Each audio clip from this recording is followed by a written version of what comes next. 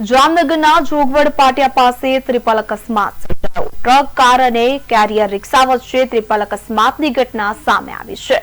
તો જામનગરના જોગવડ પાટિયા પાસે અકસ્માતની ઘટના ટ્રક, કાર અને કેરિયર રિક્ષા વચ્ચે ત્રિપલ અકસ્માત સર્જાયો છે। કાર બેકાબુ થતા રિક્ષાને અડફેટે લેતા અકસ્માતની ઘટના ઘટી હોવાનું સામે આવ્યું છે।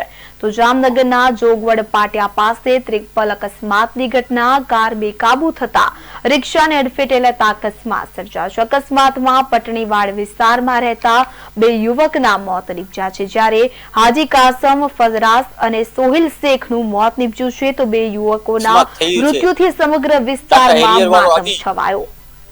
ટ્રક આવી શેખ સોહિલ વલીભાઈ હાજી કાસમ બે જણા જાતા હોય જામનગર થી લાદી ભરીને જાતા હોય પડાણા તરફ, બે જણા ફૂલ સ્પીડમાં આવી ટાટા એરિયા વાળાએ સ્પીડ ગુમાવી ને બે જણાનું મૃત્યુ પામ્યું છે।